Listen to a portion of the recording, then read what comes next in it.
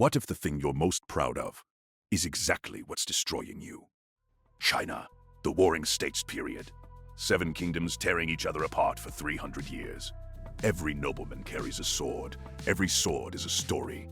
And in the kingdom of Qi, one sword tells a story no one has ever told. Its owner has never lost a fight, not once, in 11 years, across 43 battles.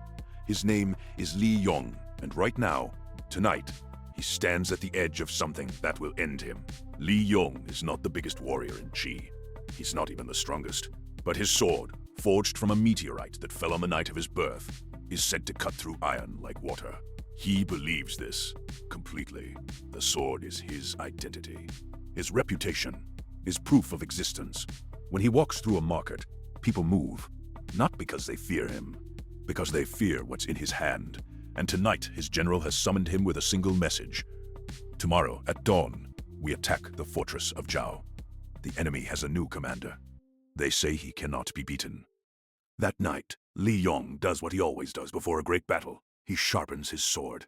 But his master, an old man he has not visited in 3 years, appears at his tent.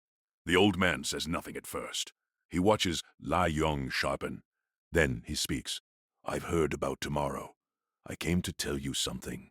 Your sword will get you killed." Lie Yong laughs. "This sword has won 43 battles. It has never failed me." The master nods. "Exactly." Lie Yong stares at him. "What do you want me to do?" And the old master says, "Break it." A warrior, the night before the most important battle of his life, his greatest weapon in his hands, and a master telling him to destroy it. What would you do? Lie Yong is furious. He tells the master to leave. The master sits down. They stay like that for an hour. Lie Yong sharpening, the master watching.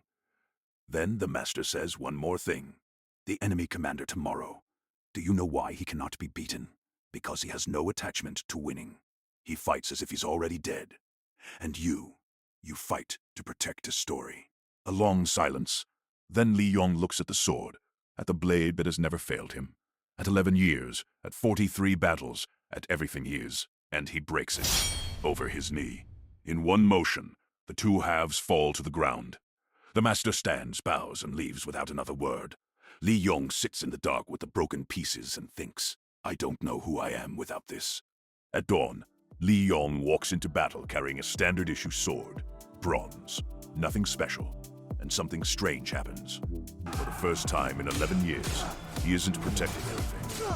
There's no story to defend, no identity to preserve, no legend to keep intact. He moves differently. The enemy commander, the unbeatable one, faces him across the field. They fight for 8 minutes. Lie Yong wins. Later, his soldiers ask, "How did you beat him? You fought like a different man." Lie Yong looks at the ordinary sword in his hand. He says, "I fought like no one." What Lie Yong discovered has a name. Zhuangzi calls it fighting without a self to protect. When you have no fixed self, you have no fixed limits. The sword wasn't a weapon. It was a cage. And the cage had a name. I am the warrior who never loses. That identity, that story, was slower than the enemy, more fragile than bronze, more dangerous than any blade. Because when you fight to protect a story about yourself, you're fighting 2 battles at once. One against the enemy, one against the fear of becoming ordinary. The master knew this. He didn't take the sword away. He made Lie Yong choose. And the Tao Te Ching says the same thing 2,500 years ago. Knowing others is wisdom. Knowing yourself is enlightenment. Mastering others is strength.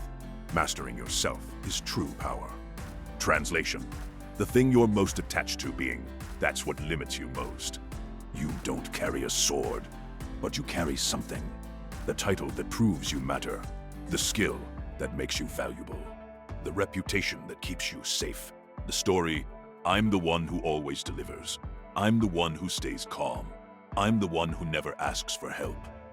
These aren't character traits. They're swords, and they're heavier than you think.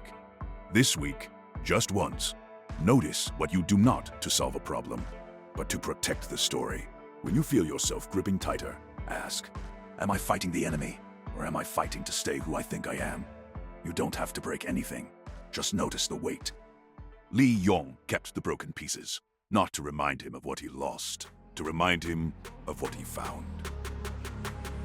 Now it's your turn. Thank you for watching. Now, I want to hear from you. Do you carry any sword? Drop your answer in the comments section.